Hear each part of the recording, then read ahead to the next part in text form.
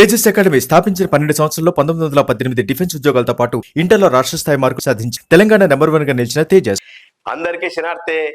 కరీంనగరం Suman TV ప్రేక్షకులకు శనార్థి ఎత్తున్న మళ్ళీ 3 ముచ్చట్లతో మీ ముంగడికి వచ్చిన మీ 3 ముక్కల ముత్తయ్య. అందులో మొదటి ముచ్చట ఏంటంటారా, అదే మన దేశంలో జరుపుకుంటున్న పెద్ద పండుగ ఏంటిదంటారా, రాములోరి విగ్రహ ప్రతిక్షేపణ.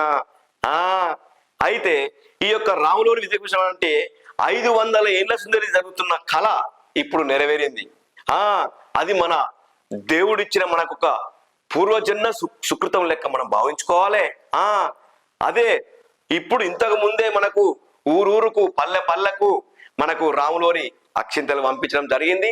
అందరం తీసుకొని మనం ఇండల్లో మంచిగా దేవుని గుళ్ళో పెట్టుకొని వాటికి పూజ చేసుకోవడం జరిగింది. అయితే ఈ యొక్క 22వ తారీఖు నాడు అతిపెద్ద పండుగగా మన రాములోరి విగ్రహాన్ని ప్రతిక్షేపించి ఆ యొక్క పూజలు పునస్కారాలు గొప్ప గొప్ప వేద పండితులతోటి ఎందరెందరో మహానుభావులు వేదాలు అన్నిటితోటి విగ్రహ ప్రతిష్ఠ చేసుకొని ఆ యొక్క పూజలు చేసుకొని మనం ఆ యొక్క రాముని కృపకు మనం అందరం పాత్రులు కావాల్సిందిగా కోరుకుంటున్నాము. అలాగే ఈ యొక్క రాములోరికి మనకు వెనకట హనుమంతుడు ఎట్లా ఉండునో ఇప్పుడు మన దేశంలో కూడా ఈ యొక్క గుడిని ఇంత పెద్ద అందరిని ఏకదాటి నడిపించే ఆ యొక్క మోడీ సార్ కూడా ఈ యొక్క రాములోరి లెక్క మనకు అనిపిస్తుండు.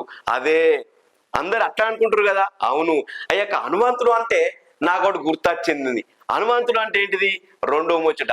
హనుమంతుడు అనగానే హనుమాన్ అనే ఒక పెద్ద సినిమా మనకు ఇప్పుడు ఈ రాష్ట్రంలో మొత్తం అందరు అదే మాట, హనుమంతుడు మంచిగుంది, హనుమంతుడు మంచిగుంది.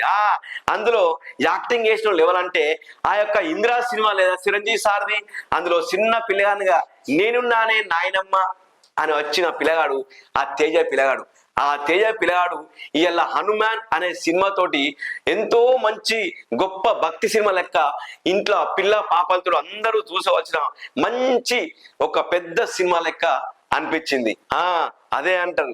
మరి 3వ ముచ్చట ఏంటంటారా, 3వ ముచ్చట ఏంటంటే ఇక ఆ రాజకీయ పార్టీలు ఈ రాజకీయ పార్టీలు చిన్నోళ్ళు పెద్దోళ్ళు అందరూ ఇళ్ళ మీద వాళ్ళ మీద ఇల్లు, ఇక ఈ రాములోడి గుడి మీద ఈ రాజకీయం చేయొద్దు, దేవుణ్ణి ఇళ్ళకు లాగద్దు దేవుణ్ణి అని ఒకలంటారు.